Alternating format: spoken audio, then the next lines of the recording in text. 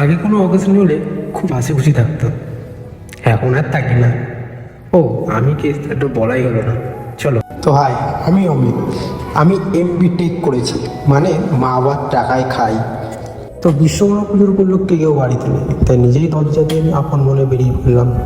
ঘরে আর একা থাকতে ভালো লাগছে না, এমনিতেও কারোর সঙ্গে মিশতে এখন আর ভালো লাগে না। কথায় আছে না, কেউ বুঝে শেখে কেউ ঠকে শেখে।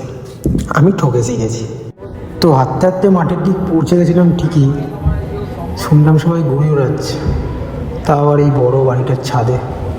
কী করবো, ঘুড়ি উড়াতে পারি না বলে ঘুড়ি উড়ানো দেবো না? একটুখানি মন ভালো করতে গেলে তো সবার সঙ্গে মিশতেই হয়, তাই না?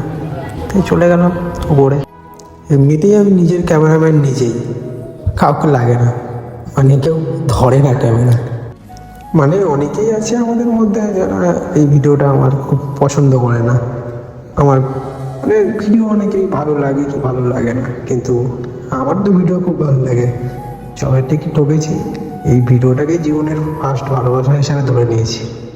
তো এখানে ও ঘুরে বেড়াচ্ছিল, আমি একটু লাটাই ধরে দিলাম আর একটু ভিডিও করে নিলাম নিজের মতন। যেহেতু নিজের ক্যামেরাম্যান নিজে বস, তাই জন্য লাটাইটা ধরতে অসুবিধা হচ্ছিল। কোনো ব্যাপার না, তোমরা সাপোর্ট করলে নিজের ক্যামেরাম্যান নিজে হওয়াই অনেক ভালো। আমি এক কোণে দাঁড়িয়ে দাঁড়িয়ে ওদের ঘুড়ি ওড়ানো দেখছিলাম। কী করবো, ঘুড়ি ওড়াতে পারি না, তাই নিজের জীবনটাই উড়ে গেছে, আর কি বলবো।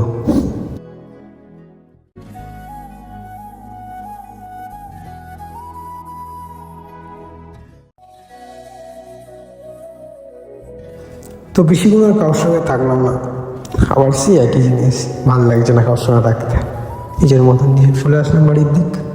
আর হ্যাঁ, এই যে এই গাড়িটা আগে আমার বাবার ছিল, এখন আমাকে দিয়েছে, আমি নিয়ে কাজে যাই।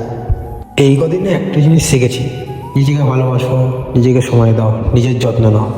কারণ তুমি ভালো থাকলে সব ভালো থাকবে, মনও ভালো থাকবে।